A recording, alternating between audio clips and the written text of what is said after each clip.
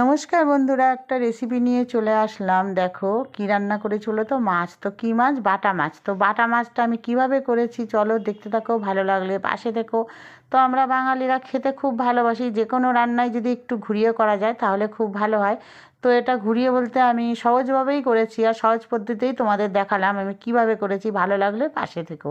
তাহলে বাটা মাছগুলোকে কেটে ধুয়ে লবণ হলুদ মাখিয়ে নিলাম।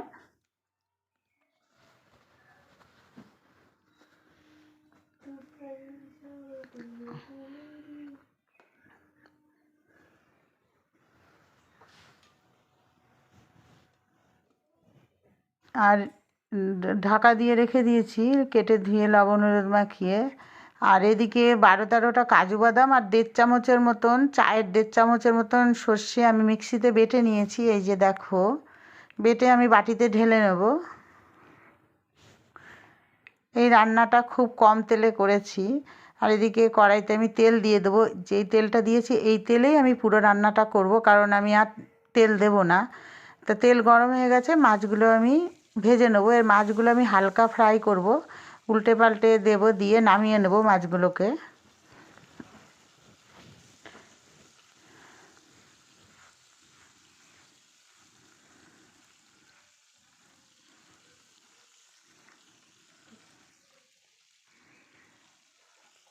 তো মাছগুলো আমি উল্টে দিয়েছি, দেখো।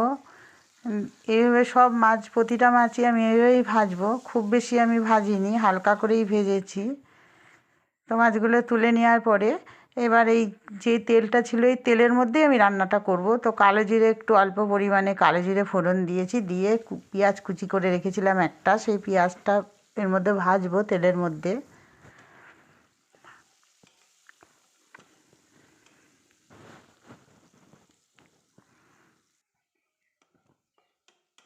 তো লাল লাল করে ভেজে নেওয়ার পরে এর মধ্যে টমেটো কুচি দিয়ে দেবো।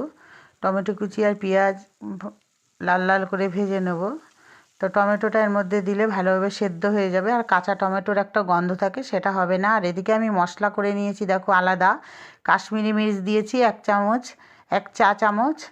আর লবণ দিয়েছি, আর হলুদ দিয়েছি স্বাদ মতো লবণ, আর পরিমাণ মতন হলুদ। হলুদ খুব বেশি দেইনি, 1/2 চামচের মতো হলুদ দিয়েছি। আর এদিকে আমার পেঁয়াজ আর টমেটোটা ভাজা ভাজা হয়ে গেছে, দেখো মিশে গেছে টমেটোটার সাথে।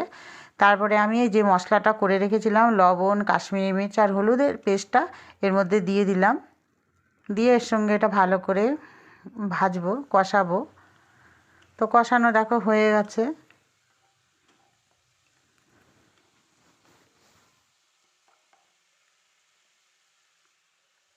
এইবার আমি যে কাজু বাদাম আর সর্ষেটা বেটে রেখেছিলাম এটা আমি এর মধ্যে দেব, দিয়ে এর সঙ্গে পেস্ট করে এটাকে আমি ভাজা ভাজা করব, মানে কষাবো।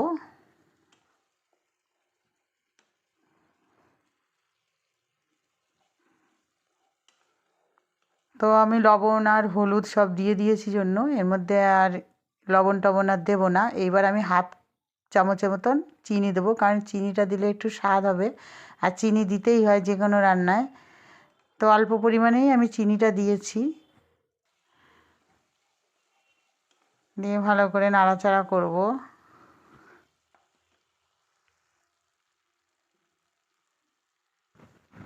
এবার আমি 1 বাটি মতন জল দিয়ে দেবো, কাচের এই 1 বাটি মতো জল দিয়ে দেবো, বেশি জল দেবো না।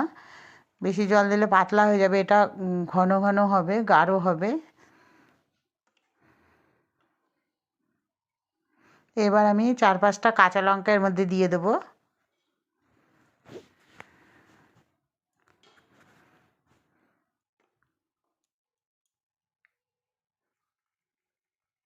তো ফুটে উঠলে এবার আমি মাছগুলো দিয়ে দেবো। খুব তাড়াতাড়ি রান্না হয়ে যাবে, আর খুব সহজভাবেই আমি দেখালাম রান্নাটা। আর অল্প তেলে খুব সুন্দর হয়, তোমরাও ঘরে এইভাবে করে দেখতে পারো।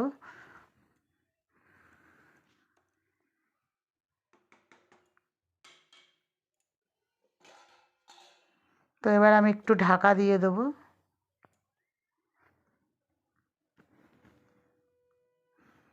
3-4 মিনিট পরে ঢাকা খুলে নেব। দেখো কত সুন্দর হয়েছে। এবার ধনেপাতা কুচি দিয়ে দেবো এর মধ্যে।